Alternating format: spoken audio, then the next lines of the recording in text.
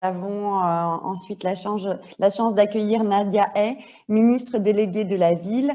De fait, nos actions de mentorat adressent principalement des territoires fragiles, qu'il s'agisse de QPV ou de territoires ruraux.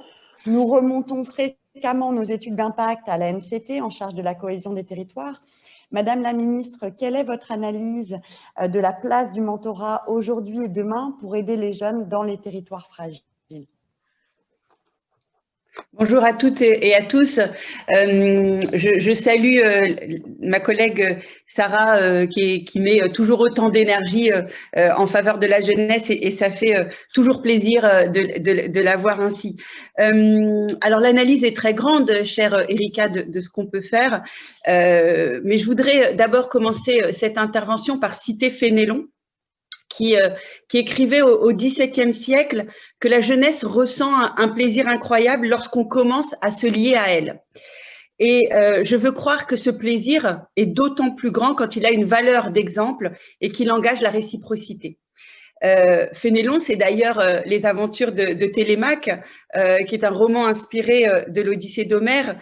Et le jeune Télémaque, c'est le fils du héros grec Ulysse, et il se forme auprès d'un précepteur, vieil ami de son père, un certain Mentor. Donc oui, se lier à la jeunesse, c'est plus que nécessaire et plus urgent que jamais. C'est pourquoi je me réjouis que cet événement ait rassemblé autant de personnes ce matin. J'en profite pour saluer la députée européenne Ilana Sucurel, qui est très engagée sur cette question de la jeunesse et de l'éducation en particulier. Et au-delà des contraintes techniques, nous venons de le voir avec Sarah à l'instant, le message envoyé est extrêmement positif, car le mentorat fédère. Il fédère autour de lui et il fédère au profit de la jeunesse.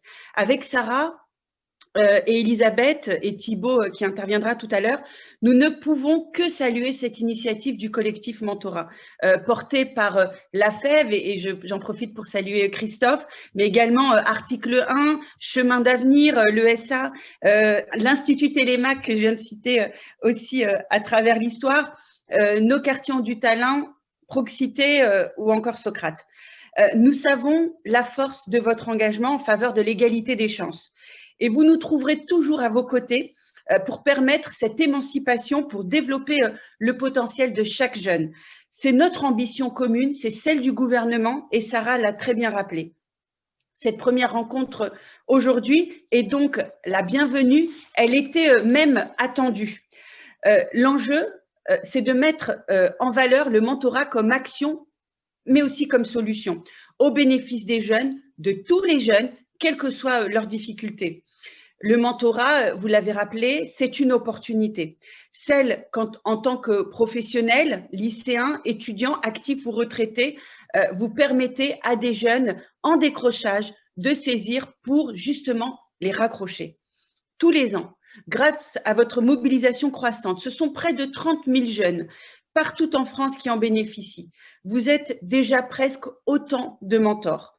Vous visez l'objectif d'être 200 000, eh bien, vous avez raison de voir loin, vous avez raison d'oser voir grand.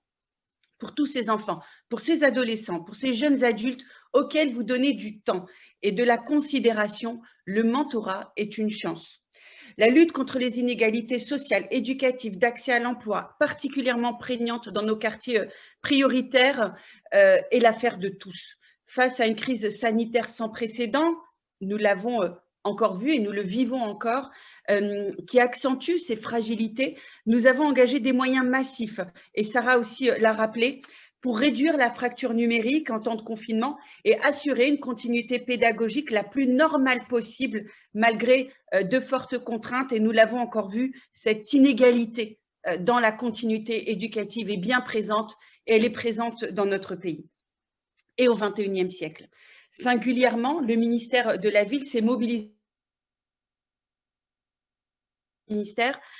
pour apporter un soutien et en particulier au travers d'une opération de dotation de matériel informatique dans le cadre des cités éducatives, mais aussi plus largement à l'ensemble des quartiers prioritaires de la ville, en mobilisant près de 10 millions d'euros au total. sans oublier un fonds d'urgence exceptionnel que nous avons débloqué au profit des associations Quartier Solidaire ou encore l'opération Quartier d'été qui fut un succès. Et je profite vraiment de ce moment pour remercier tout le tissu associatif d'avoir fait ce moment d'été, un été d'apprentissage, de découverte, mais également de solidarité. Merci vraiment pour cet engagement et d'avoir contribué à sa réussite. Nous avons agi également en matière de renforcement des propositions faites aux professionnels, aux familles, en matière d'accompagnement et les jeunes et des jeunes les plus en difficulté, au travers du financement de 2 opérations de mentorat. Je pense notamment à mentorat d'urgence ou encore réussite virale, portées par des associations de votre collectif et des partenaires. Vous le savez bien tous ici, vous avez été des milliers à rejoindre le collectif à travers mentorat d'urgence pour accompagner à distance des enfants et des jeunes. Cette période a plus que jamais montré l'efficacité du mentorat comme solution pragmatique, humaine et volontariste face aux inégalités éducatives. Pour renouer aussi avec le goût de réussir sa scolarité et être sûr de choisir son avenir professionnel. Je forme ici le souhait que cet événement soit le premier maillon du dialogue à construire, à formaliser entre les professionnels pour réfléchir aux actions à conduire de manière structurée et complémentaire avec les pouvoirs publics et privés ainsi qu'avec les citoyens. L'initiative que vous portez a vocation à monter en puissance, et être pleinement soutenue. Votre collectif incarne un mentorat au plus proche des territoires. Je crois savoir d'ailleurs que l'atelier numéro 8 cible cet aspect. J'invite celles et ceux qui y participent à questionner les leviers d'action en capacité d'appuyer le développement du mentorat de proximité, de préciser les réponses concrètes à apporter aux besoins d'une jeunesse que la crise n'a pas épargnée et que nous voulons aider à se relever. Mesdames et messieurs, je crois au mentorat, vous le remarquez dans ces propos, et je crois au mentorat comme outil au service d'une ambition éducative nationale, mais aussi européenne et même internationale. Nos jeunes, tous nos jeunes, et particulièrement ceux de nos quartiers, doivent pouvoir s'émanciper grâce aux échanges scolaires, universitaires, au séjour linguistique également. Ils peuvent bénéficier de programmes européens de mobilité étudiante comme Erasmus ou pour l'apprentissage et l'insertion professionnelle et également Erasmus+. Les langues ne sont pas des barrières. Elles ne doivent pas être des barrières. Elles doivent être plutôt des ponts. Et la diversité de notre jeunesse doit être une richesse. Et je pense qu'avec Ilana Sicurel, qui est une députée, une eurodéputée engagée, nous sommes parfaitement en accord sur cette ambition. Vous l'aurez compris, car je presse, je crois, ici des convaincus, que le mentorat est un tremplin. Par votre implication, il favorise la réussite éducative. Il est une expression de solidarité grâce à laquelle chacun agit pour rappeler à nos jeunes décrocheurs qu'ils ont tout autant le droit que les autres de viser l'excellence, d'avoir des projets et d'être aidés pour les concrétiser. Cet état d'esprit, celui de l'égalité des chances en actes, des dispositifs de la politique de la ville tels que les cités éducatives autant que les cités de l'emploi l'illustrent parfaitement bien. J'en parlais au début de mon propos, c'est une solution de terrain où tous les acteurs d'un même bassin, au-delà de la seule communauté éducative, font équipe autour du rôle de l'école et du parcours du jeune, de son enfance jusqu'à son insertion professionnelle. 80 territoires bénéficient aujourd'hui des cités éducatives. Nous avons pour ambition, avec Jean-Michel Blanquer et Nathalie Elimas, d'en déployer 40 nouvelles et avec un investissement du ministère de la Ville de plus de 17 millions d'euros encore sur 2021. Donc, c'est autant dire à quel point les cités éducatives participent à cette insertion économique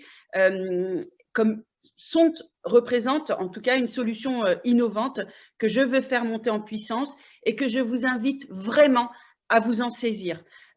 Car je crois au mentorat comme un principe de méthode.